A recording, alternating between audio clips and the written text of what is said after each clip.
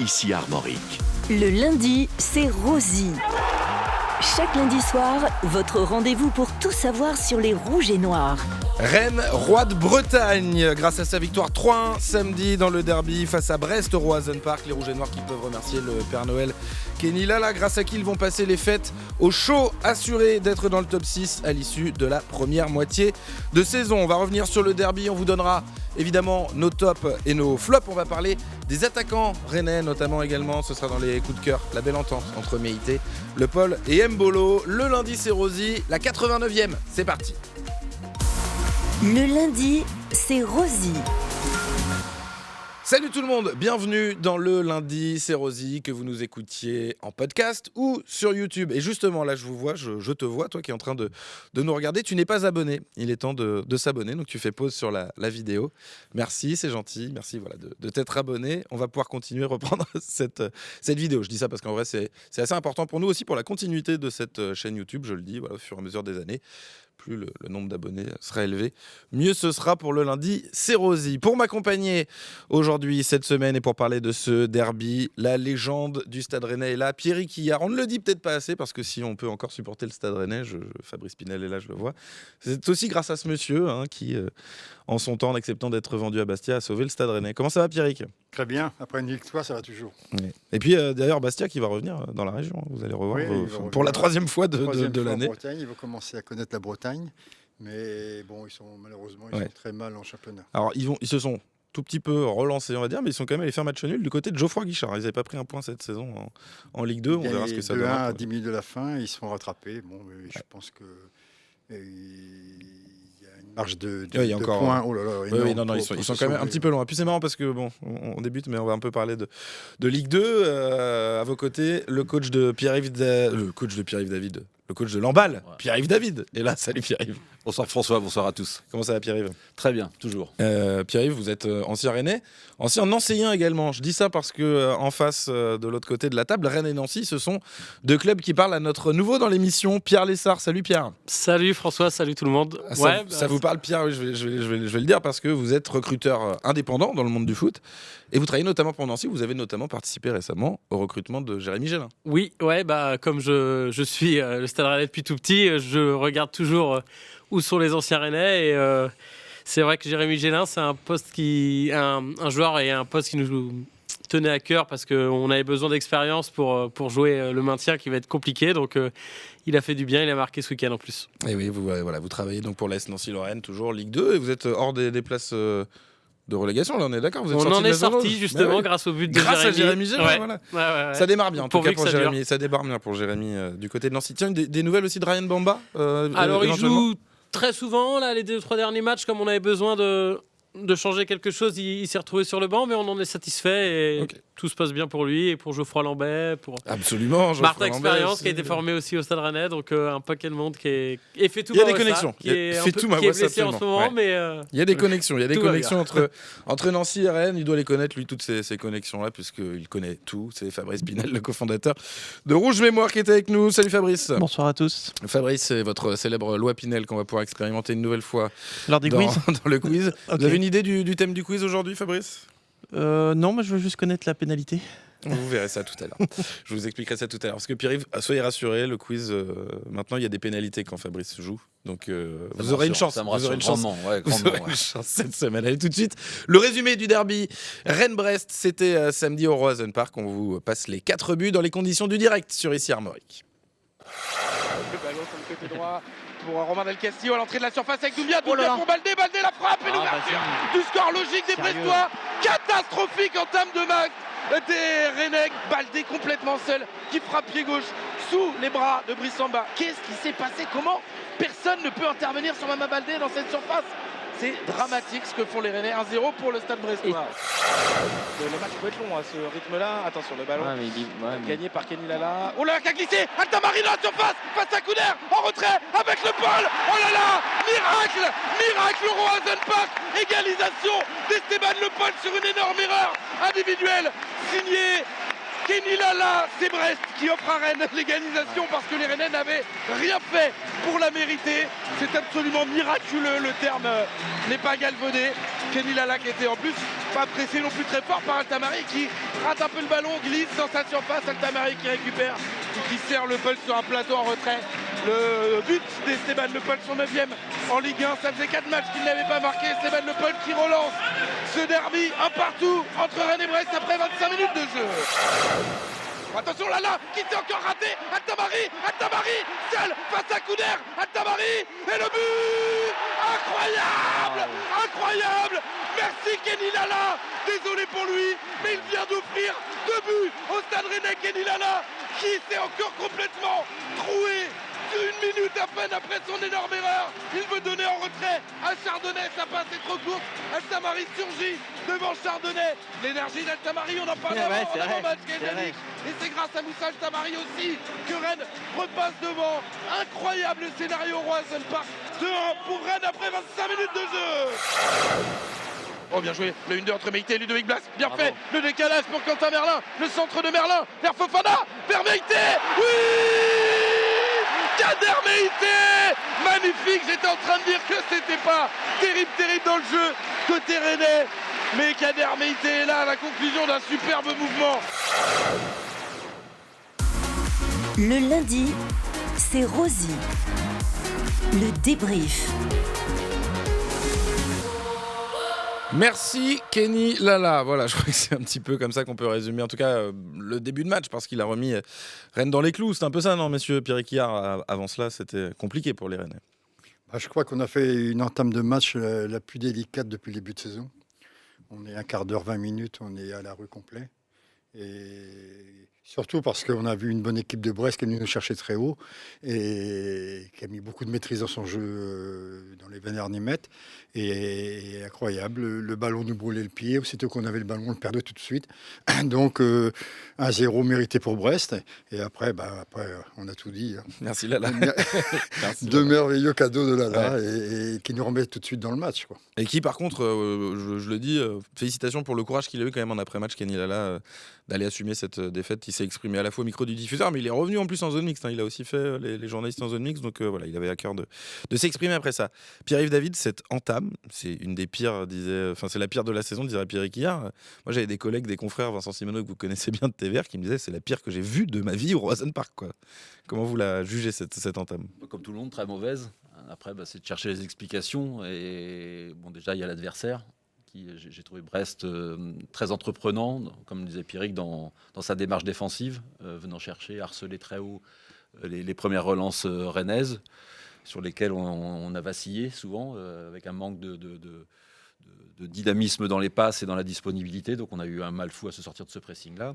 Et puis, étonnamment aussi, sur ces récupérations, je les ai trouvées très justes dans l'utilisation du ballon, dans la zone de finition, dans les 30 derniers mètres. Parce qu'il marque à l'issue du 6e ou 7e tir qu'ils ont. Ouais, c'est ça. Samba, il repousse l'échéance quand même. Oui, tout à fait. Donc, et en si peu de temps, concéder autant d'occasions et ne pas pouvoir sortir de son propre camp, je crois qu'à partir de la 7e minute, ça montre de quel impact a mis Brest sur ce début de match. Et on a eu beaucoup de mal à s'en sortir, effectivement. C'est ça. Et 1-0, il y a la transversale. Absolument, sur cette frappe contrée par Roux et Brassier qui viennent tacler devant Doumbia, il me semble. Ouais, c'est vrai que ça aurait pu faire plus lourd plus tôt, hein. C'est pour ça qu'on peut remercier Samba. C'est Rennes ou c'est Brest alors cette entame? Est-ce que c'est la qualité des Brestois? Non, j'ai l'impression qu'on a vraiment été amorphe. Peut-être Vincent Simoneau exagère un peu, mais c'est son excès de zèle qu'on lui connaît. Vincent, c'est pas le genre, comme moi, franchement là-dessus. Mais je crois qu'on était habitué à voir Jacquet en pierre angulaire et que derrière la ligne défensive, elle avait vraiment du mal à se comprendre. J'ai regardé le match après, ça se rentre dedans. Et derrière, la colonne vertébrale avec le milieu de terrain, ça connecte pas. Donc, ils ont tous eu du mal à savoir où ils se situaient. Donc, on savait que ça allait venir, le but de Baldé. C'est vrai que vous le soulignez, on l'a pas forcément beaucoup entendu. L'absence de Jacquet, elle a peut-être joué aussi dans ce début de match. Fabrice, vous en avez pensé quoi? Est-ce que c'est Brest ou est-ce que c'est Rennes, encore une fois, qui... Je pense qu'il y a eu les deux, parce que rater des débuts de match, ça arrive à beaucoup d'équipes. Seulement l'équipe d'en face... Ça dure longtemps quand même, parce que franchement, avant le but, c'est quand même 25 minutes. Hein. Mais l'équipe d'en face, là, on a profité pleinement. Et moi, j'aurais été supporter brestois, être mené 2-1 à la 25e, j'aurais été dégoûté vu la prestation à ce moment-là. Après, le match change. mais jusqu'à la 25e, être mené 2-1, c'est incompréhensible quand on est brestois, je pense. Tactiquement, techniquement, je me retourne vers vous, Pierre-Yves David. Pourquoi ça a été si long en fait? Pourquoi Rennes n'arrive pas à se sortir plus tôt à un moment des temps faibles? On en connaît dans les matchs, je veux dire des temps faibles, temps forts de l'adversaire. Là, je le trouve particulièrement long. C'est pour ça que j'insiste dessus. Je le redis, avant le but de Le Paul, il n'y a rien pour le Stade Rennais. Non, mais je pense qu'il y a déjà les stigmates de la défaite au Parc aussi. Prendre 5 buts, même si c'est contre le PSG, c'est pas anecdotique. C'est dur à encaisser. Donc il faut repartir d'ailleurs dans le contexte du derby. Et puis vous vous relancez la machine, sauf que vous avez face à vous une équipe très agressive. Et donc là, les réponses, c'était, j'ai commencé à en parler tout à l'heure, je pense que dans les premières relances, on était très lent. Le ballon, je voyais l'intensité des passes brestoises, par exemple, comparée à l'intensité des passes rennaises. Il y avait les ballons allaient 2 fois plus vite entre 2 joueurs brestois qu'entre 2 joueurs rennais. Donc pour se sortir du pressing, on devenait aussi des cibles faciles face à ce pressing-là. Et on n'a pas pu donner beaucoup de verticalité. Je pense, même si c'est pas dans l'ADN, quand on est en souffrance comme ça, il ne faut pas hésiter aussi à utiliser, je pense, un peu plus le jeu long. On est resté sous le pressing et à un moment donné, il faut botter, quoi. C'est pas botter, c'est verticaliser. Ouais. On fait un sport où potentiellement on peut faire des passes de 100 mètres. On n'est pas sur un terrain de handball. Aller mettre une touche dans leur camp, par exemple, c'est bête, hein, mais là, oui, je veux dire, chercher c'est une l'espace tactique de rugby, défensif mais en adverse revanche, face au pressing. tu peux aller remonter ton bloc. Et surtout faire reculer le bloc adverse. Exactement. Voilà, et puis, c'est le système des vases communicants, puis nous gagner un peu de terrain. Et il n'y a pas de honte à utiliser de temps en temps le jeu long. Et sur le jeu long, parfois, un bon appel aussi. Si le bloc adverse est très haut, vous avez quand même 40 à 45 mètres à exploiter derrière. On ne sait jamais, des fois, sur une passe profonde, on peut trouver une solution. C'est ce qui se passe un peu sur le premier but. C'est un long ballon dans l'espace et El Tamari sans le coup. C'est vrai, c'est Brassier qui joue long. C'est Brassier qui joue long, qui va occuper le terrain finalement. Exactement, c'est la première fois qu'on jouait long en plus. Et il sent le coup. Il y va quand même au pressing. Et ça paye. Et c'était la première fois qu'on sortait de notre camp. C'est vrai que moi je pestais un petit peu en début de match parce que voilà, il faut savoir accepter quand l'adversaire vous met dans les cordes, mais il faut trouver les réponses. Et les réponses qu'on donnait favorisaient la démarche de l'adversaire. Donc ce sont forcément par définition de mauvaises réponses. Ouais. Donc il faut verticaliser. Pierre-Yves, rapide digression avant qu'on reste sur ce débat. Vous supportiez qui? Parce que c'est vrai que je ne l'ai pas dit tout à l'heure. Vous avez porté les couleurs du Brest Armorique aux côtés de David Ginola, notamment. J'ai même une anecdote parce que j'ai retrouvé une vieille feuille de match où j'ai M. Pierre Ricard en tant qu'adversaire, Stade Rennais-Brest. Ah ouais, ouais. Vous avez marqué Est-ce que vous avez déjà mis un but? À l'entraînement, il m'a couru une fois après. On s'entraînait derrière les. Ouais. Mais c'était, je crois, une des premières fois où Raymond Kérizoré me rentrait et j'étais attaquant et j'ai mis une balle piquée. Il n'avait pas aimé? Non. Vous couriez après les mecs qui vous mettaient des buts à l'entraînement, Pierre. Il m'a fait comprendre. Juste, j'ai compris qu'il ne fallait pas que je recommence. Voilà. C'était tranquille. L'histoire ne dit pas si Grégoire Couder a coursé, si Kenny Lala a coursé Moussa El Tamari après le match. Les grands champions, même à l'entraînement, ils ont horreur de la défaite. Donc, c'était l'attitude. Surtout gardien de but, prendre des buts, on n'aime pas ça. On parle de gardien de but. Brice Samba, est-ce que ce qu'il fait en début de match, est-ce que c'est capital aussi, Pierrick? Là, c'est vers vous que je tourne parce que si le reste de l'équipe n'était pas rentré dans son match, lui au moins, il a été chaud d'entrée et on lui doit quelque chose sans doute sur ce match. Oui. Il est bien rentré dans son match, alors que c'était pas évident, un peu comme Pierre-Yves le dit. Lorsque vous sortez d'une défaite à l'extérieur, prendre 5 buts, pour un gardien de but, ça vous marque quand même, quoi. Donc l'entame de match... Surtout qu'il avait fait des erreurs individuelles en plus dans ces 5 buts, donc il aurait pu être marqué, effectivement. C'est vrai. Donc du coup, lui, par contre, il nous sort la tête de l'eau pendant 20 minutes, quoi. Il fait 2-3 arrêts qui nous sauvent. Et par contre, un peu ce que Pierre-Yves dit, à un moment, on n'est pas bien et on doit allonger. Et là il repart, et à chaque fois qu'il peut repartir dans ses 5,50 m par des petites passes avec ses défenseurs. Et là, je pense que Brest a su en profiter. Et là, à un moment, il faut allonger. Et ça, il le fait pas assez souvent pour moi, quoi. Est-ce que son équipe, elle est assez technique à Habib Beye pour ce projet de jeu? Parce qu'effectivement, si elle joue comme ça, c'est parce qu'il veut instiller ça, il veut cet ADN, cette ambition dans le jeu. Fabrice Pinel, on va vous écouter, on va écouter Pierre Lessard aussi, mais vous n'avez pas beaucoup entendu. Fabrice, qu'est-ce que vous en pensez? Moi, je pense que l'idée est bonne, seulement il lui manque des éléments aujourd'hui pour produire ce qu'il veut faire. Et ça passera peut-être par le mercato ou peut-être par l'avènement d'un joueur ou le retour d'un joueur à son meilleur niveau. Mais aujourd'hui, en tout cas, vous pensez à qui, Ludovic Blas? Jaoui Cissé qui pourrait retrouver un Jaoui niveau à un Cissé. moment donné, ou Blas qui pourrait performer, ou Fofana, qui sait, mais ce sera la canne pour lui. Mais je pense qu'il manque une plaque tournante au milieu très technique qui permette de faire ce qu'on a envie de faire. Et là, on a vu contre Brest, ils nous ont pas du tout laissé faire ça, parce que c'était insuffisant techniquement. Eh ben, Pierre, je vais vous faire réagir à ce que va dire Habib Beye, parce qu'on va écouter, parce que ça rejoint un petit peu ce que vous disiez. On lui a posé la question, je vous ai d'ailleurs demandé d'y réfléchir aussi, vous les uns les autres. C'est quoi l'axe de progression de votre équipe pour l'année 2026 Habib, écoutez l'entraîneur du Stade Rennais sur l'axe de progression de son Stade Rennais. Technique, parce que lorsqu'on n'a pas de rupture dans notre jeu et qu'on est techniquement très bon, on a vraiment des séquences de grande domination, on arrive à s'installer chez l'adversaire, on arrive à priver l'adversaire de ballon. Et par séquence, dans notre première partie de saison, par séquence ce soir, par petites séquences, mais surtout dans notre première partie de saison, cette équipe est belle à regarder jouer lorsqu'on a cette maîtrise-là. Mais malheureusement, on a en ce moment quelques ruptures techniques qu'on a vécues au parc, qu'on a vécues encore ce soir et qui donnent à l'adversaire l'opportunité de rivaliser en termes de possession.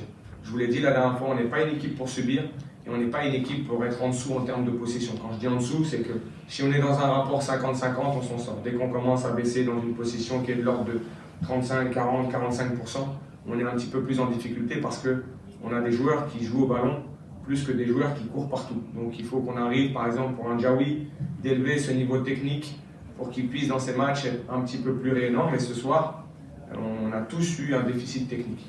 Est-ce que c'est vrai ça, Pierre Lessard? Est-ce que Rennes a vraiment une équipe de joueurs de ballon plus que de joueurs qui courent? Je suis d'accord avec Fabrice Pinel sur le fait qu'il y a des joueurs qui ne sont pas au niveau techniquement, donc ça pose des problèmes, mais je suis plutôt d'accord, moi. Il y a plus de qualité technique que l'année dernière, mais c'est des plans de jeu qui mettent du temps, pas la Arteta, c'est des plans de jeu où faut que tout le monde pour qu'il y ait une fluidité, il faut que tout le monde se comprenne, donc on le voit sur certaines séquences. Donc vous croyez à la progression de ce Stade Rennais? Moi, en fait, le temps lui donnera raison. Moi, j'y crois, et il y a des joueurs qui peuvent revenir au niveau, comme Seko Fofana, qui aideront tout le monde, mais il a commencé à créer son effectif. Je pense qu'il est sûr de ses qualités de ses joueurs. C'est pas toujours facile à entendre parce qu'on voit parfois des séquences pendant 15-20 minutes qui sont dures à regarder, mais c'est des plans de jeu qui prennent du temps. Donc, il a mis du temps à monter avec le Red Star. S'il y croit, moi, je pense qu'il y a capacité de le faire, ouais. Ok, ça peut s'entendre, c'est vrai, hein, Pierre-Yves, je pense que vous qui êtes technicien, ces projets de jeu, on va dire, ambitieux, si on veut jouer au ballon avec des équipes qui se connectent, qui se comprennent, il faut peut-être plus de temps. Il faut même élargir un peu la vision de ce qu'on vit, parce que là, sportivement, d'un point de vue comptable, le club est dans les clous. Oui, et puis, ça fait plusieurs semaines, même notamment à ce micro, où on débat, ou sur le début de match contre Brest, où c'est difficile. Mais après une période très difficile pour Habib Beye, où je l'ai trouvé très bon dans la communication, parce qu'à ce moment-là, il était le seul à assumer la communication. Là, aujourd'hui, comme tout coach, il y a beaucoup de coachs qui voudraient être à sa place. C'est-à-dire qu'il y a les résultats, la dynamique de victoire notamment. On a raccroché les places européennes. Et je pense que de lui-même, il sait pertinemment que son groupe a une marge de progression incroyable. C'est pour ça, en fait. Ça rejoint ce que nous dit Pierre. Exactement. Et donc là, il est dans une position, mais c'est top pour être entraîneur dans ces conditions, avoir des résultats et savoir que tu as encore du taf à faire pour que ton groupe s'améliore. C'est ça. Et génial. en plus, quand on lui demande la marge de progression, la réponse, elle fuse illico, technique. Il nous le dit tout de suite. C'est clairement technique. Technique, sur tous les facteurs qui font la performance. Je pense que techniquement, tactiquement aussi, il y a des progrès à faire par rapport au système qui est choisi. Il y a dans l'animation, notamment défensive, parce qu'on voit sur les pistons, sur les couloirs de jeu extérieurs, on est souvent en difficulté quand même. Ouais. Mais une des équipes qui concède le plus de XG de Ligue 1, toujours le Stade Rennais à ce stade, en étant 5e, ce qui est assez fou. Hein. On est une des équipes, je crois qu'on est toujours top 4 ou top 5 des équipes qui concèdent le plus. Et d'ailleurs, on voit la différence au niveau des chiffres avec le Racing Club de Lens qui est en tête. Je crois qu'il n'y a qu'un but d'écart sur les buts marqués avec Lens. Par contre, on a une dizaine de buts encaissés de plus. Et donc là, pour le coup... l'axe, il est là. Il est là. Est-ce qu'il est tactique? Est-ce qu'il est individuel? Pour vous, il est tactique? J'ai trouvé que là, il y avait une grosse progression individuelle des joueurs depuis le début de saison, notamment les trois centraux, ceux qui, avec Jacquet, Brassier et Aït Boudlal. Depuis l'arrivée d'Aït Boudlal, finalement. Et puis sur ces trois postes-là, il y a Rouault qui a montré bon an mal an pour un retour, là, qui pouvait aussi rentrer dans la rotation. On va en parler dans les tops et les flops parce que certains, dont moi, l'ont mis dans les flops. Non, mais voilà, il revient et c'était pas facile c'est aussi sûr, pour c'est un bail lui. qu'il avait pas démarré. Voilà, comme pour le trio offensif dont on parlera tout à l'heure. Mais voilà, il y a des secteurs de jeu là où il y a moyen d'avoir de l'émulation. Ouais. Est-ce que vous ressentez un décalage quand même, Pierrick, entre... je dis ça parce que en fait, les chiffres m'interrogent. Il dit, Habib Beye, en gros, quand on est en dessous de 50% de possession, on est en difficulté. Par contre, quand on a la possession, là, ça va. Je suis allé regarder les résultats du Stade Rennais avec ou sans la possession. Ça dit tout l'inverse de ce que dit Habib Beye. C'est-à-dire que on a fait... Il y a un match à 50-50, c'est Monaco, donc je ne l'ai pas pris dans les stats. Il y a eu 16 matchs, donc les 15 matchs de Ligue 1. 8 matchs où Rennes a la possession. 8 matchs où Rennes n'a pas la possession, 5 victoires, 1 nul, 2 défaites. Donc c'est une moyenne de 2 points par match. Il y a 7 matchs où Rennes a la possession, 1 victoire seulement, 5 nuls et 1 défaite. Donc ça confirme pas ce qu'il dit, quoi. C'est pour ça que je m'interroge. En tout cas, Rennes perd peu. Hein, mais... Perd peu et ça reste avant tout une équipe de transition. C'est pas une équipe de possession. Moi, j'ai cette impression. Pierre, vous croyez que ça peut devenir une équipe de possession, en tout cas que Habib Beye Alors, c'est vrai qu'on a gagné contre les gros, parfois au hold-up. Les matchs nuls, ça correspond aussi à la phase des moins bien. C'est la phase des 2-2, donc c'est vrai que c'est des nuls qui sont un peu bizarres à analyser. Je suis d'accord que il n'y a pas que techniquement, tactiquement, ils doivent apprendre. Je pense que Diawy Cissé, il ne jouait pas dans ce système de jeu avec la formation parce qu'il joue rarement comme ça à la Piverdière. Donc, il y a plusieurs joueurs qui doivent s'adapter. Mais je suis d'accord que le potentiel, il est assez incroyable chez certains joueurs. Au moins un par ligne ou deux. Donc, il doit être excité en tant qu'entraîneur. Il voit ce qui peut se passer. Et, moi, je crois en son discours, en tout cas. Ok, bon, vous validez. Mais en plus, c'est pas une question de dire qui nous ment. C'est juste, voilà, je m'interroge. Mais les résultats, ils sont clairement là. Et on va y venir d'ailleurs rapidement sur en fin de débrief sur le bilan, on va dire, comptable du Stade Rennais. Pierrick, sur le jeu, est-ce que cette équipe... vous lui voyez aussi une marge? Est-ce qu'elle vous plaît? Est-ce qu'elle peut faire différemment? Non, mais on va revenir un peu à ce que tout le monde a dit. C'est-à-dire qu'on a eu 2 mois très difficiles. Et là, je pense que Beye ronronnait dans son choix de son 11 type et il avait du mal à sortir un 11 type. Et à un moment, quand il y a eu le feu, je pense qu'il était au pied du mur. Il a dit bon, ça y est, maintenant je prends mes responsabilités. Et depuis, il a son 11 type en tête depuis Toulouse. C'est vrai qu'il ne bouge pas ce 11, hein. Il bouge que pour blesser ou suspendre. Voilà. Maintenant, le 11, on l'a. Et depuis Toulouse, il a mis les jeunes, il a pris ses responsabilités. Et bon, ça rigole. Pour l'instant, ça marche très bien. Donc, je pense qu'il y a une marge de progression encore pour le match retour. Bon, c'est de bon augure alors, parce que là, on voyait le classement justement s'afficher sur vos écrans si vous nous regardez sur YouTube. Rennes est 6e, en plus avec une marge d'une journée, si je puis me permettre, parce qu'il y a 4 points d'avance sur la 7e place. Donc, Rennes a fait un petit trou. On va dire que vous avez une défaite joker, même s'il ne faut pas le voir. Ça assure de finir la phase allée dans les 6 premiers. On est sûr d'être lors de la phase allée dans le top 6 européen, puisque je rappelle qu'on n'a pas terminé la phase allée. Il reste un match à Lille le 3 janvier. Ce bilan comptable, Fabrice, vous qui êtes un homme de chiffres, il vous plaît? Où il se situe d'ailleurs dans l'histoire récente du Stade Rennais? Il est 10 points de plus que l'an dernier, 11 points de plus qu'il y a 2 ans, donc ça veut dire qu'on n'est pas sur la même trajectoire de saison. Là, on est plutôt une saison où on peut regarder en haut, là où les 2 précédentes, on regardait au milieu, voire en bas. Et donc d'un club plutôt en crise l'an dernier, on se retrouve avec un club qui se reconstruit, et donc une reconstruction avec 6e à la trêve, au moins 6e, c'est plutôt bien, et avec beaucoup de marge de progression, comme on l'a dit. Ce bilan, vous auriez signé il y a plusieurs semaines, j'imagine, hein, comme tout supporter du Stade Rennais. Pierre, on est tous c'est inespéré, parce que quand on voit le premier quart ou le premier tiers de la saison en termes de niveau de jeu, on va chercher des points, on en revient au début de match de Spéris Samba, mais sur toute sa demi-saison, il nous a sauvé un paquet de points. Donc, il est important dans des moments importants, mais encore une fois, sur les stats, il est encore loin. Je l'ai vu, là, il a reculé encore sur les stats des gardiens en Ligue 1. Il est vers le fond plutôt. Je suis surpris parce que... je sais que c'est surprenant, mais ce sont les mais PSXG, les fameux post-shot XG, qui sont la stat un peu de ref pour les gardiens. En tout cas, on a pris 5-0 aussi à Paris. On a pris pas mal de volets, donc... Ouais, mais sur les volets, justement, si, t'as raison, parce qu'en plus, ils ont 2-23 XG, pardon. Là, je suis dans le technique, désolé pour les gens qui ne sont pas très expected goals. En tout cas, c'est vraiment de bon augure, et c'est assez inespéré de se retrouver dans cette situation, et ça laisse, avec un niveau de jeu qui fait que de s'améliorer, ça laisse... On peut penser à une deuxième partie de saison hyper excitante. Bon, voilà, très bien, tout le monde est excité. Mais alors, est-ce que Rennes peut aller chercher plus haut, Pierrick, vous diriez? Moi, j'ai l'impression quand même que... Aller jusqu'à la 5e place, Rennes peut aller. J'ai l'impression que le top 4, ne mais sont pas forcément accessibles. On sait jamais. On voit un championnat très intéressant cette année où tout le monde peut battre tout le monde. Donc, il n'y a pas d'équipe foncièrement mauvaise, parce à que part là, Nantes, évidemment. on n'est pas si loin du top 3 au top 4. Donc, et un peu ce qu'on vient de dire, on va à Lille. À 5 points, on voit du podium. Ouais, 5, mais bon. Et on va à Lille, mais après, je n'avais pas trop regardé, on reçoit le Havre et on reçoit Lorient. Ouais, et après, on va à Monaco et on reçoit le PSG. Et si après, en recevant le Havre et Lorient, on peut encore être très bien placé après 2 journées au match retour. Quoi. C'est vrai. Fabrice, vous voyez le Stade Rennais pouvoir se battre plus haut ? Vous qui êtes un éternel optimiste. Oui, mais par contre, il ne faut pas le dire. Vous êtes un éternel optimiste, mais qui ne veut pas le dire parce qu'il ne faut pas afficher d'ambition.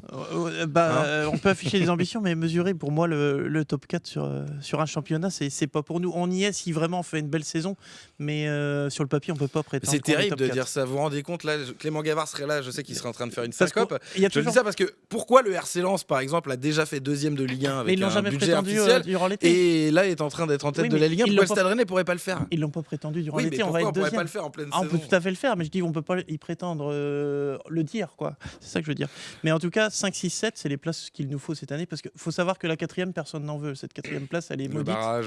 C'est le barrage, ça veut dire. On n'est pas mauvais en barrage au Stade Rennais, historiquement. Oui, mais les clubs français. Oui, et on est pour construire un effectif de Ligue des Champions sans savoir si tu vas la jouer, c'est vraiment une place maudite un petit peu. Donc pas 4e, vaut mieux être 3e ou 5e que 4e. Pierre-Yves, plus haut ? Alors on va. Par rapport à ce que dit Fabrice. Dans l'état actuel des choses, non. Je pense qu'aller chercher même les 4 premières marches, ça va être difficile. Mais je reviens sur la marge de progression et sur ce qu'on disait tout à l'heure, c'est qu'individuellement, il y a des garçons qui ont monté le curseur, notamment dans le secteur défensif. Je pense que collectivement, l'équipe peut davantage se caler pour éviter les trous d'air au sein d'un même match et sur une série de matchs d'un match à l'autre. Éviter d'être aussi séquentiel, et même Habib Beye insiste là-dessus. Il sait aussi que son équipe n'est pas assez constante. Et si sur ces aspects-là, on s'améliore, avec la dimension comptable, parce que l'équipe est capable de marquer à tout moment. Maintenant, on le sait, elle est capable de marquer à tout moment. Donc, si ces deux aspects, ces deux leviers se connectent, peut-être aller chercher la 4e place, même si Fabrice dit que c'est la place maudite, mais je pense qu'un Stade Rennais barragiste de Ligue des Champions. Mais moi, je vois pas en quoi elle est maudite. Bon, il y a 2 matchs. Je la prends grandement. Moi, je la prends aussi. Il y a 2 matchs de plus à jouer l'été, certes, mais avec une chance de jouer la Ligue des Champions, parce que le Stade Rennais, rappelez-vous, Fabrice n'a fait qu'une fois dans des stades vides. Alors que si vous le perdez, le barrage, vous êtes quand même en Europa League, quoi qu'il arrive. Oui, ça c'est bien. Donc qu'est-ce que ça c'est change dans la construction d'effectifs. On voit que Nice, du coup, il y a quelques joueurs qui sont restés pour la jouer et qui, du coup, en Europa League, ont plus envie de jouer. Et Nice, ils sont à la ramasse, Fabrice. Voilà, mais je veux pas suivre cet exemple-là. Si on est 4e un jour, on essaiera de faire mieux. Voilà. J'adore lancer Fabrice sur les sujets ambition, notamment. Allez, on va parler des joueurs maintenant, les prestations individuelles dans les tops et les flops. Les tops et les flops du lundi. Victoire, et donc on débute par top. Je vais vous demander à chacun de me donner votre top, s'il vous plaît. Vous me donnez juste le nom, puis on va débriefer juste après. Pierre Quillard, votre top. Altamari. Pierre-Yves David. Altamari. Fabrice Pinel. Altamari. Pierre Lessard. Altamari. Et moi-même, Moussa Altamari. C'est une unanimité pour le Jordanien qui était déjà pas loin de la faire la semaine dernière. Je crois qu'il lui manquait un vote. Et il enchaîne, Moussa Altamari. À Paris, il avait été un des rares, on va dire, à sortir du marasme. Mais là, son énergie, son dynamisme ont sans doute permis à Rennes aussi de retourner le match, parce qu'on parle de Lala. Mais il y a Moussa Altamari, Pierre Lessard. Qu'est-ce que vous avez aimé dans ce match ? Je pense que c'est pas Moussa Altamari, il n'y a pas ces 2 buts. Lala, malgré les erreurs de Lala. Et puis les défenseurs savent que c'est le joueur qui va le plus vite de Ligue 1, ou un des 2 ou 3. Je crois que c'est celui qui va le plus vite. Alors j'ai pas la stat, mais Ben nous en a parlé un peu off. Il nous a dit qu'effectivement il a des stats de vitesse de Je crois que c'est le plus rapide de Ligue 1. Un des 10 plus rapides des 5 grands championnats. En tout cas, quand tu es défenseur, tu le sais, et tu peux peut-être te précipiter. Ouais, t'as les chocottes un peu. Je voudrais faire mon mea culpa, parce qu'en privé, j'ai parfois été dur avec ce joueur, et il me surprend, et c'est vraiment intéressant d'avoir un profil comme ça. Dans plein de matchs, parfois au PSG, la qualité technique des adversaires fait qu'il sera moins, ça sera moins un poison, mais par exemple la semaine prochaine contre le Sable d'Olonne, j'aimerais pas être un défenseur vendéen. S'il joue, parce qu'on va, il y aura peut-être un petit peu de turnover. Fabrice Pinel, Moussa Altamari sur ce match face à Brest. J'approuve tout ce qui a été dit. Je rajouterai un truc, c'est que moi, c'est un peu dur, mais je le considère comme le meilleur joueur de l'effectif sans ballon. quasiment.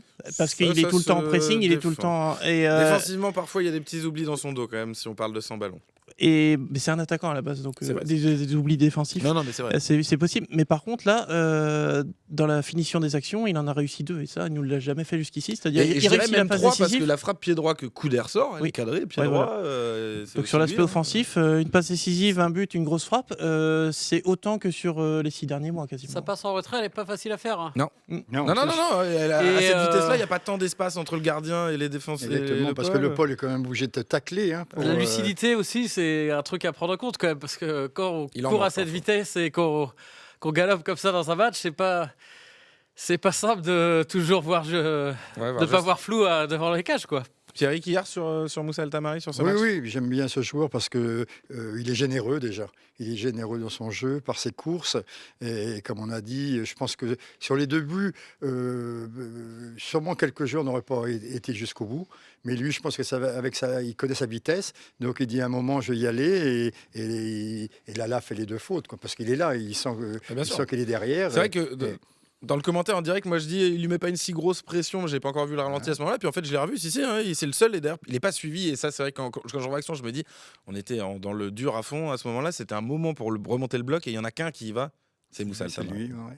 Donc et son match est réussi parce qu'on vient de le dire, passe décisive, but et même il frappe, le gardien la sort, donc c'est bien pour lui, c'est bien. Et pour le club. Ouais, quelle trouvaille Pierre-Yves David quand même d'Habib Beye de l'avoir placé là. Est-ce que c'est un truc que vous auriez imaginé aussi au moment où on le met piston gauche? Est-ce que vous vous dites ouais, pas bête, ça peut faire un bon piston gauche? On est tous un peu surpris finalement de ce qu'il nous donne à ce Très honnêtement, non. Ouais. Non, mais pour revenir sur son top unanime, c'est un match, c'est une succession d'erreurs. Et moi, c'est l'opportunisme qu'il a affiché pour le coup, bénéficier de grosses erreurs de Kenny Lala. Mais je vois plutôt, pour atténuer le fait qu'on pointe du doigt les erreurs de Kenny Lala, l'opportunisme sur le fait qu'effectivement, à un moment donné, il y a un joueur adverse qui soit à la faute et saisir sa chance et faire preuve de lucidité, comme je disais tout à l'heure sur le centre. Et là où je parlais d'axe de progression pour le groupe, je reviens sur ce que vous disiez aussi, François, c'est que sur ce poste-là, parce qu'il jouait souvent faux pied il jouait à droite. Et en fait, Habib Beye, pour expliquer, parce qu'il nous a expliqué ce qu'il a vu, ce qu'il a senti, il dit, quand il repiquait à l'intérieur, il y avait des ruptures de vitesse. Il dit, il va tellement vite que du coup, on ne profitait pas complètement de sa qualité de vitesse, parce que quand il revenait intérieur vers son pied gauche pour frapper, il y avait des ruptures dans sa vitesse, alors que pied gauche, du coup... Et là, pour le coup, moi, ça met un peu de l'eau à mon moulin. Maintenant, dans le secteur offensif, tout le monde veut jouer avec des faux pieds. Et quand on joue, par exemple, c'est pas ça me dérange pas, mais quand je vois qu'il y a des équipes qui jouent encore avec des faux pieds face à des défenses centrales à 3, il y a un truc qui m'échappe, quoi. Parce que le mec, va forcément dans le mur. Voilà. Et là, lui, ça a été aussi le nez d'Habib Beye pour le coup, de le positionner dans le couloir de jeu extérieur à gauche, par rapport au système, sur ce poste de piston gauche. Et ça lui permet de profiter de son pied gauche, on l'a vu sur le centre, et de sa vitesse. Et voilà. Maintenant, il faut qu'il apprenne à gérer l'espace qu'il a dans le dos, parce que sur l'aspect défensif, des fois, il y a des oublis. Il y a des oublis. Mais et Habib Beye, c'est aussi la pointé en après-match. Mais voilà, en disant un petit peu comme vous disiez, Fabrice, à la base, c'est quand même un attaquant. Ça viendra peut-être, mais c'est sûr qu'on ne peut pas encore lui demander non plus d'être à 100% parfait sur ce poste-là. On va passer au flop maintenant dans cette émission. Là, c'est plus partagé. Il y a 4 noms différents. Donc, on va les donner tout de suite. Pierrick, quel flop vous nous avez donné? Mbolo. Brel Mbolo pour Pierrick hier. Pierre-Yves David. Frankowski. Przemysław Frankowski pour Pierre-Yves David. Fabrice Pinel. Jaoui Cissé pour Fabrice Pinel. Pierre Lessard. Et ton d'origine polonaise, on dit Przemysław. Mais moi, Excuse-moi. Eh ben, vous direz à chaque fois qu'on dit Frankowski, vous direz le prénom avant. On lèvera le doigt. Puis Przemek, ouais. Przemek, très bien. Et ben voilà. Pierre Lessard Golonka, c'est ça votre nom polonais. Donc Przemek Frankowski, et donc Rouault pour vous, Pierre. Et Rouault pour moi également. On est deux sur Rouault. Je propose qu'on commence du coup par Rouault, puis après on va faire un petit peu ce qui vous a pas plu dans le match. Alors, je trouve pas qu'il y a un joueur en particulier qui a fait un match catastrophique, mais c'est juste que c'était sortir quelqu'un un petit peu en dessous. Par rapport à ce que nous habituait Jacquet. J'ai trouvé que ça avait vraiment déséquilibré l'entente entre les 3 défenseurs. Il était positionné au milieu et Je trouvais que parfois avec Brassier, c'était pas hyper limpide, donc ça a posé des problèmes au début du match. C'est pas pour ça qu'Anthony Rouault est un mauvais joueur et qu'il a passé à 90 minutes catastrophiques, mais j'ai trouvé que c'était ça qui changeait par rapport au match précédent et qui pourrait expliquer le début de match qu'on a réalisé, quoi. Ouais, c'est vrai que ça s'entend. Moi, je suis un petit peu. Je mets Rouault parce que déjà, je trouvais qu'il c'était compliqué quand même plusieurs fois. Heureusement que Aïd Boudlal va à 1000 à l'heure pour couvrir un petit peu son manque de vitesse à lui, hein, parce qu'il a quand même un souci à ce niveau-là. Alors, c'est pas le premier des défenseurs à pas être le plus rapide de son équipe, mais voilà. Et puis, j'attends toujours, je sais pas, le gros match de Rouault, quoi. Je suis quand même globalement, on va dire plutôt. On va dire sur une déception depuis son arrivée. C'est un joueur qui arrivait quand même d'une équipe en Ligue des Champions, qui avait fait des bonnes choses avec Toulouse. On pouvait attendre mieux. Voilà. Bon, le mec a l'air sympa et tout, mais puis je dis pas encore que c'est une catastrophe son passage rennais, mais j'en attends un petit peu plus d'Anthony Rouault. Breel Mbolo, Pierre Ekiar. Pourquoi Breel Mbolo? J'ai été très déçu de son match. Il a toujours joué dans le même registre, il décrochait, il prenait jamais l'espace, il gardait pas un ballon. Ouais, c'est vrai qu'il n'a pas gardé beaucoup de ballons. Et perdu des ballons alors qu'il y avait possibilité de les garder, de jouer avec ses partenaires à côté. Et il s'est retrouvé par terre. Bon, c'est vrai que à chaque fois qu'il décrochait, il y avait un gros marquage sur lui. Mais quand on voit le potentiel athlétique qu'il a et que sur ce match à la sortie, il n'y a rien de positif, rien. Pas un tir, rien, toujours à décrocher et à perdre des ballons. On a revu le Breel Mbolo des premiers matchs avec le Stade Rennais, je trouve, parce que dernièrement, il avait fait des bonnes prestats. C'est vrai que sur ce match-là, j'ai revu celui qui m'inquiétait beaucoup sur les premiers matchs avec le Stade Rennais. Exactement. Et en plus, c'est lui qui donne le ton. Absolument. C'est incroyable. C'est vrai qu'on n'en a pas parlé tout à l'heure dans le débrief et je voulais parler de ça. Et vous avez raison, Pierre Ekiar. Ce contrôle sur le coup d'envoi. Coup d'envoi, hop, et ça part. Il nous presse, et donc j'ai une info à vous donner là-dessus parce que ce coup d'envoi était travaillé. C'était une tactique, quoi. Il y avait un truc prévu qu'ils avaient bossé à l'entraînement comme ils l'avaient fait à Paris. Vous vous souvenez qu'à Paris, on a une occasion au bout de 30 secondes. Ça avait déjà été un coup d'envoi bossé à l'entraînement. Ils l'ont refait. Et Breel Mbolo, il rate un contrôle. Mais on ne sait pas ce qu'il fait d'ailleurs. J'ai revu ce moment-là. Effectivement, vous avez raison, ça donne le ton. Et on a été plusieurs à le dire après dans les journalistes, entre nous, à se dire c'est vrai que ce truc-là, mine de rien, ça peut paraître anodin. Et ça a peut-être donné le ton. Et Habib Beye lui-même, en conférence de presse d'après-match, nous a dit aussi, en fait, dès le contrôle de Breel, derrière, tout s'est enchaîné. Ouais. Donc oui, il m'a déçu, quoi. Ouais, vous êtes déçu. Pierre-Yves, c'est vrai que ce contrôle d'Embolo, alors vous êtes sur Frankowski, mais est-ce que ça peut complètement mettre une équipe à l'envers ou est-ce que c'est quand même un peu léger pour... J'espère que non, parce que je vais être en contradiction avec le discours que j'avais tout à l'heure où je disais que un match, c'est une succession d'erreurs.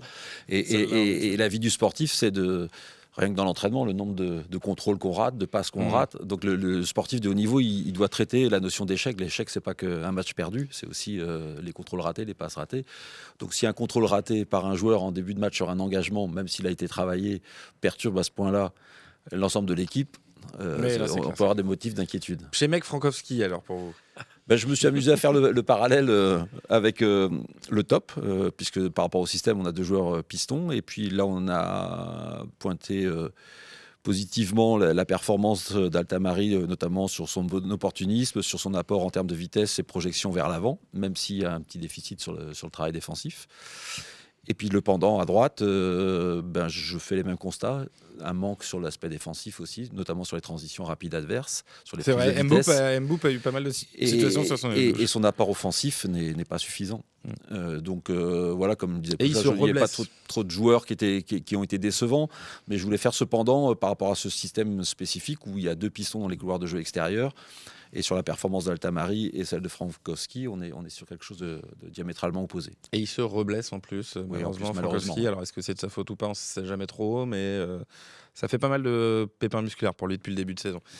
Jaoui Cissé pour Fabrice Pinel. Je sais que ça vous fait pas plaisir parce que vous l'aimez bien. Ça me fait pas plaisir du tout. Je vous le confirme et je vais vous expliquer pourquoi. Il y a des arguments. Mais j'avais déjà dit ça il y a 2 semaines quand je suis venu. Mais on parlait de progression d'équipe tout à l'heure et pour moi c'est le joueur qui, si lui est au top niveau, l'équipe n'aura pas la même dimension. Pour moi, on sera bien supérieur parce que le milieu de terrain, Rongier et Camara, je pense que maintenant c'est rodé et il manque le troisième élément et c'est vraiment le poste où, à mon avis, on doit avoir le fin technicien qui fait jouer les autres. Et il a ce profil-là. Il nous l'a montré sur certains matchs, mais pour moi, depuis un mois, il ne nous le montre pas. Et c'est pour ça que je le mets. Peut-être pas le plus mauvais sur ce match-là, mais sur l'ensemble de son dernier mois. Pour parler de lui de manière globale. Mais voilà. Sur l'ensemble de son dernier mois, moi, je suis déçu parce que c'est la marge de progression, pour moi, c'est lui qui la caractérise.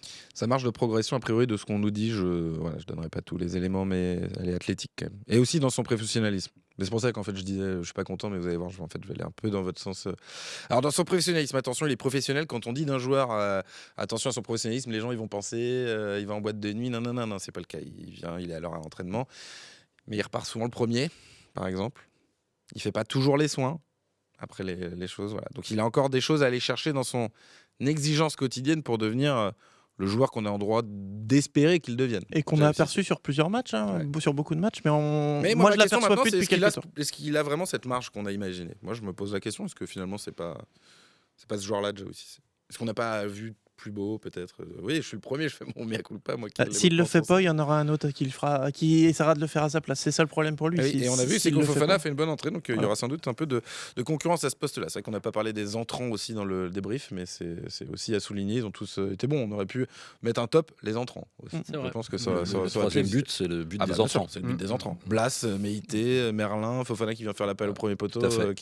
Alors l'appel de Meïté où il prend tout le monde de vitesse et il fait ses 2 petits pas derrière, c'est exceptionnel. Mais de toute façon, moi, Kader Meïté, il est exceptionnel. Je peux le regarder toute la nuit. Ouais, j'adore. Moi, Kader Meïté, je suis un fan, un amoureux. Voilà, désolé, Jaoui Cissé, je t'ai trompé avec Kader Meïté.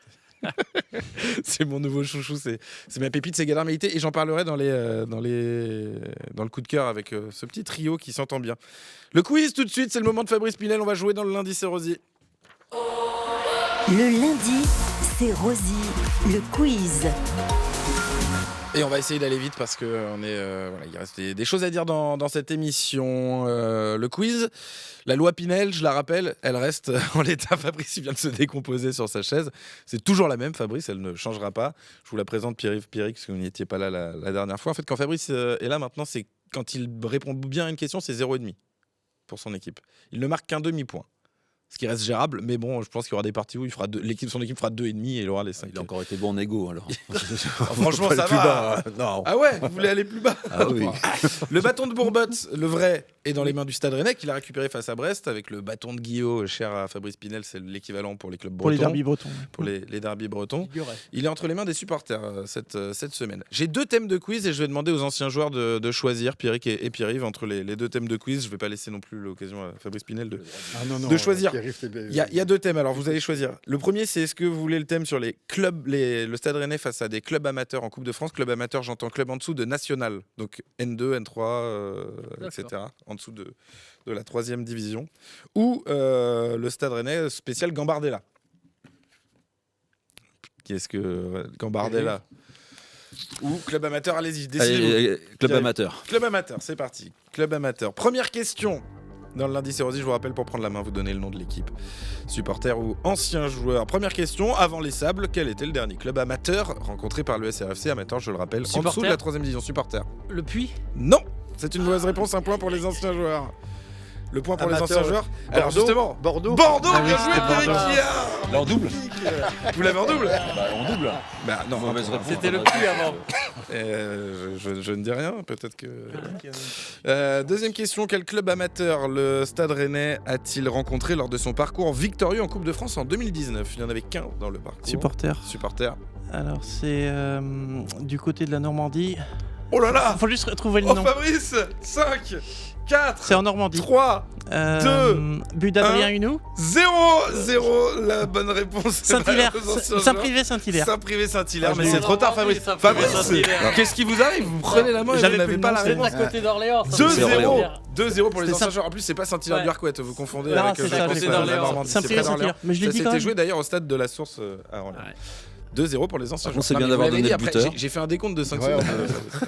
J'avais le buteur. C'est bien. Et Anders Konradsen. Ça marche pas. 3e question. Quel est le dernier club amateur à avoir éliminé le Stade Rennais en Coupe de France? Pierrick, vous voulez tenter? Billy. Queville, bien sûr, 3-0 pour les anciens joueurs. Oh là là, c'est magnifique. Fabrice Pillard est en train de prendre une pâtée à la régulière, messieurs, dames. 3-0 pour les anciens joueurs. Je n'ai jamais vu ça. Fabrice, là, il n'y a même pas d'histoire de loi Pinel, là. J'attends le point contre triple pour nous, là. Bah, on verra. On verra parce qu'ils peuvent encore vous mettre 5-0. Là, il y a 3-0. Allez, Pierrick, il a jamais marqué autant de buts de sa vie. Et là, Pierrick, là, il est en feu. La Coupe de France, c'est son truc. Quatrième, dans quel stade s'est disputé le quart de finale de Coupe de France 2023-2024 face au Puy? Dans quel stade ça s'était joué? Supporter. Stade Geoffroy Guichard. Geoffroy Guichard, absolument. Ça fait 3-0,5. Le stade du Puy est très sympa avec les vues sur les montagnes. Oui, avec vue sur l'espèce de Madone Ouais, là, qui avec est la... Puy-en-Velay. Je sais pas ce que c'est que cette statue, cette grande statue qui survole Laurent le J'avais fait un reportage à l'époque où j'étais alternant à France Inter. J'étais au service politique, j'étais allé à Puy-en-Velay sur les traces de Laurent Wauquiez. Très bien. Un reportage, ça m'avait marqué. Alors, est-ce que il venait de se faire défoncer aux européennes? C'était demander aux gens, est-ce que vous êtes triste pour Laurent Wauquiez, quoi. Enfin, bref. Ça m'a beaucoup marqué. J'avais dormi au puits et j'avais passé un très bon moment. Cinquième question, 3-0,5 pour l'instant pour les anciens joueurs. Il lui aura fallu 108 matchs pour faire trembler les filets avec Rennes. Face à quel club Amari Traoré a-t-il inscrit son premier but avec le Stade Rennais? L'Atlético Marseille. L'Atlético Marseille. 3-1, victoire des anciens joueurs. Bravo, messieurs. 3-2. Non, c'est 0,5 quand il marque le point. Pardon, oui, c'est vrai, la loi Pinel. Oui, la loi Pinel. Mais le pire, c'est qu'en fait, j'avais même pas besoin de la loi Pinel aujourd'hui pour que vous perdiez. Vous vous rendez compte? On aurait perdu 3-2. Vous auriez perdu 3-2. Oui. Bravo, le bâton de Bourbat revient chez un Geoffroy Guichard, nous l'avions aussi, mais étant un peu plus vieux qu'eux, on est moins vif aussi dans la. C'est ça, c'est une question de. Et Pierrick a levé la main tranquille. Bravo, messieurs. Bravo messieurs les anciens joueurs qui récupèrent donc le bâton de Bourbat du lundi. C'est Rosy, allez tout de suite. Allez, on va dire coup de gueule, coup de cœur, il y aura un petit peu de tout. C'est un petit tour de l'actu du Stade Rennais tout de suite. Le coup de cœur de la semaine. Oui, un tour de l'actu parce qu'au-delà du derby, ça a été un très beau week-end pour le Stade Rennais. Une fois de plus, c'est la deuxième fois qu'on fait cet enchaînement. Non, la dernière fois, c'était juste les pros et les féminines. Et cette fois, on rajoute la Gambardella. Donc les pros ont gagné le derby. La Gambardella de William Stanger s'est imposée 3-0 face au Stade Pontivien, doublé d'ailleurs d'Elias Legendre-Quignonnet et but de Kenny Assignon, le petit frère de Lorenz. Donc ils seront au rendez-vous des 32e. Et puis d'ailleurs, je vous conseille, c'est sur notre chaîne YouTube, d'aller regarder l'entretien qu'on a fait avec le prometteur coach William Stanger, qui est un vrai amoureux du club, un vrai amoureux de la ville. On avait fait un entretien à travers Rennes il y a quelques mois. C'était très sympa avec William Stanger, c'est l'occasion de le découvrir, le tenant du titre de la Gambardella. Félicitations aussi aux féminines, vainqueurs 4-2 du Red Star. Leur parcours historique qui se poursuit, elles seront au rendez-vous des 6e de finale, tirage demain avec l'entrée en liste notamment des clubs de première division et donc de l'Olympique Lyonnais et du Paris Saint-Germain. Potentiellement pour les féminines du Stade Rennais. Félicitations aussi au RCK, encore, je poursuis mes félicitations pour cette collecte de jouets solidaires. Voilà, c'est important, on parle souvent des ultras quand il y a des choses pas bien, mais il faut aussi souligner quand il y a des choses bien. Et le RCK a quand même cette vraie tradition de solidarité pour le coup pendant les fêtes. Donc voilà, il y aura 4 associations qui recevront les jouets qui ont été collectés par le Stade Rennais, notamment pour les enfants malades. Donc forcément, bravo à eux une nouvelle fois. Moins réjouissant, un petit coup de gueule sur le Brogoz Mazadou de ce week-end au Roison Park. Fabrice, je vous ai vu visage déformé là. On va regarder un petit peu ce qui s'est passé. C'est l'artiste Émilie Quinquis donc, qui a revisité le Brogoz. Ça s'est pas super bien passé.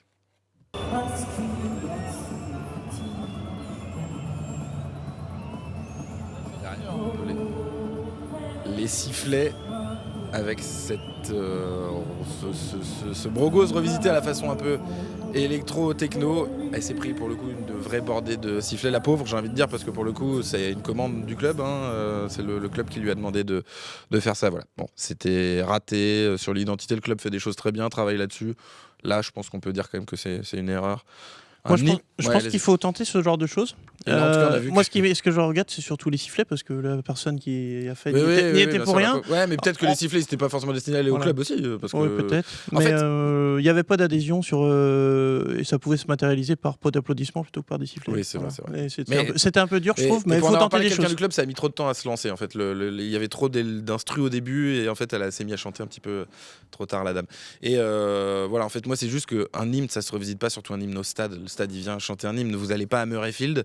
Vous allez à Murrayfield, vous n'avez pas Flowers Scotland version techno, quoi. Enfin, je veux dire, non, mais c'est vrai, le Brogoz Mazadou, mais ça reste un hymne en fait. Donc, voilà. On revisitera peut-être d'autres choses. On peut revisiter le Allez Rennes, d'Alain Barrière pour les plus anciens qu'on connu. Pourquoi pas? Mais le Broncos, non. Et pour terminer, mon petit coup de cœur sur lequel on va débattre, c'est pour nos 3 attaquants, Esteban Le Paul, Kader Meïté, Brelem Bolo, pour parler de leur belle entente. Vous allez voir ces quelques images qu'on a récupérées, ces photos. Il y a une story Instagram notamment de Brelem Bolo et de Kader Meïté, voilà, où il met mon gros nounours en dessous, c'est écrit, ils se prennent dans les bras. Là, on voit Kader Meïté et Esteban Le Paul aussi dans les bras l'un de l'autre, dans une petite vidéo qui a été publiée par le club, où notamment on voit à un moment Kader Meïté dire d'Esteban Le Paul, il est trop fort lui. J'aime ça parce que pour le coup, c'est un poste où la concurrence, on le sait, les attaquants, ça peut être des joueurs un peu plus égoïstes, qui ont des personnalités parfois un petit peu plus compliquées. Et alors là, vraiment, on est sur des mecs qui vivent une belle histoire, j'ai l'impression. Est-ce que c'est bien pour le club? Est-ce que ça vous fait plaisir, Pierre-Yves David, de voir ça, ces 3 attaquants-là qui vivent leur concurrence parce qu'elle existe de manière on ne peut plus saine? Ils ont certainement des affinités, même si ça fait peu de temps, notamment pour Mbolo. Mbolo et Le Paul sont voisins, par exemple. Ouais, voilà, dans la des choses comme ça. Voilà, et Le Paul qui est arrivé aussi. Enfin, on a 2 sur 3 là. Il y en a un qui est issu de l'académie, les 2 autres qui arrivent de l'extérieur, qui sont arrivés relativement tard. Je pense que derrière ça, il y a certainement les affinités qu'ils ont entre eux. Mais aussi, ils ont une lecture sage des choses. Dans le système, il y a 2 postes pour les attaquants. On est 3. On va jouer, quoi. Ouais. On va jouer. Et puis quand on joue, autant supporter l'autre. Le nombre fait conditions. Que c'est plus simple à gérer, vous pensez, Pierre Lessard? Les 2 pointes, ça fait que il y aura forcément de la place pour tout le monde, mais c'est quand même surprenant. C'est vrai que c'est un poste où les gens sont assez égoïstes. C'est un poste d'égoïste quand même, numéro 9. Il y a le côté Mbolo qui a l'air de prendre... Mais c'est ça, second père. Il y a Mbolo, l'expérimenté, Le Paul qui est un peu dans l'entre-deux en termes d'âge, qui a 25 ans, qui est au moment, on va dire, où il est en train de passer un cap dans sa carrière, et Meïté, la pépite, qui est encore. En fait, il y a aussi chacun les profils a qui aident de sa carrière qui fait que peut-être ça s'entend mieux, mais ouais, c'est surprenant et c'est agréable à voir. Pierrick, ça vous fait plaisir aussi. C'est vrai que je voyais hocher la tête comme disait les attaquants sont égoïstes. Vous êtes d'accord par principe? C'est un peu bon. On le dit des gardiens aussi. C'est ce que je voulais dire. C'est ce que je voulais dire. Un peu comme les gardiens, parce que bon, on est tous un peu solitaire, quoi. Voilà, on est le dernier rempart et on est un peu égoïste parce que il y a que nous à garder les buts et eux, les Pau, ils sont là pour marquer des buts aussi. Donc c'est vrai que c'est un poste difficile et délicat. Mais oui, ça me réjouit parce que ces 3 joueurs, on a besoin déjà de 3 joueurs de qualité et c'est bien pour le club parce que bon, s'il y en a un qui est un peu en dessous, on sait qu'il y a l'autre qui est derrière qui va assurer le job et donc c'est bien pour tout le monde. En plus, moi, ce que je veux ajouter aussi, c'est que j'ai l'impression que c'est pas de la com parce que ça peut être aussi de la com parfois.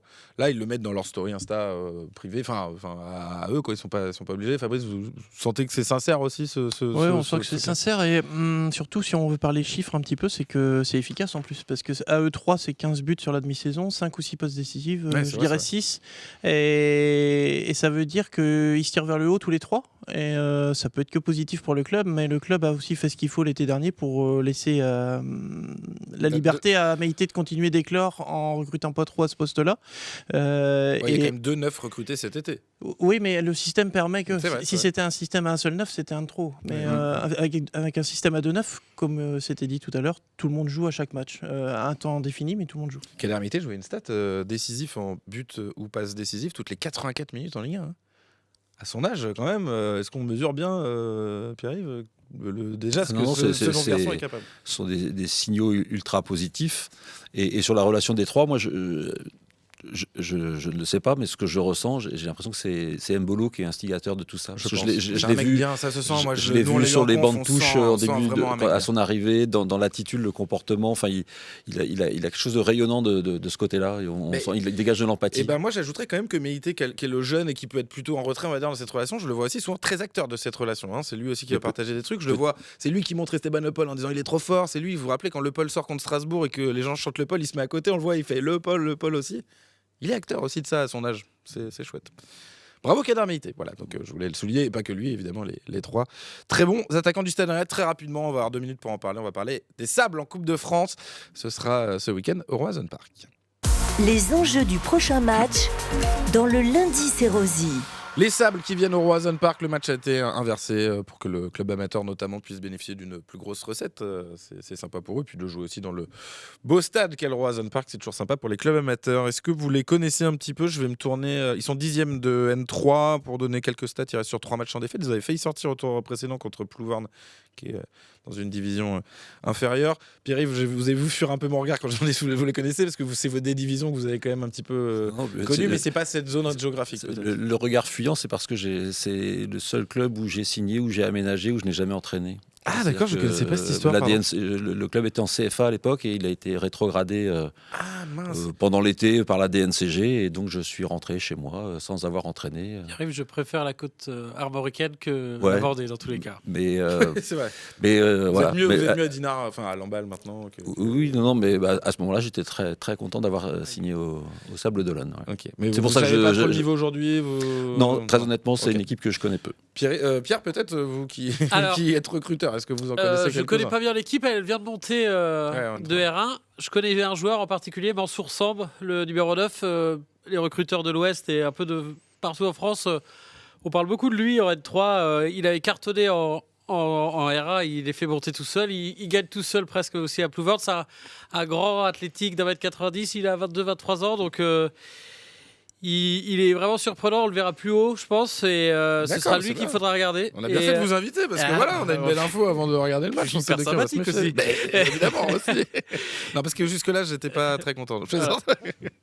Mais donc Mansour Samb, très bien. Grand athlétique. Ok. Fort de la tête. pour les défenseurs rennais. Juste peut-être un nom qui va vous parler à vous, Fabrice Pinel, je ne sais pas si vous l'aurez. Axel Dabin, ça vous dit quelque chose ? Non, un joueur passé par la formation du Stade Rennais. Passé par la formation du Stade Rennais, qui est aujourd'hui dans l'effectif des Sables, et donc qui va pouvoir jouer au Roazhon Park, peut-être. Il est aussi dans les offensives des Sables. Ça peut être une belle histoire pour lui. Bon, on espère que ça se passe bien pour le Stade Rennais. Je pense quand même. Sur le papier, c'est une formalité, mais méfions-nous. De la magie de la Coupe de France. Merci messieurs, merci Pierre Quillard d'avoir été là. Merci Pierre-Yves David, merci Fabrice Pinel, cofondateur de Rouge Mémoire, et merci Pierre Lessard. Merci. Pierre Lessard-Golonka, grâce à qui on a appris donc le nom de l'attaquant. Je suis surpris, vous nous avez mis des tasses, mais elles sont vides en fait. Je voulais boire de l'eau, moi j'ai la gorge sèche. On n'a pas les moyens. Le budget là, il pas les moyens, je suis désolé. Allez, bonne soirée à tous, on se retrouve dans une semaine pour le lundi. Non, on se retrouve pas dans une semaine, pardon, j'ai une bêtise, il n'y aura pas de lundi sur 10 la semaine prochaine, on se retrouve en 2026. Bonne fête à tous.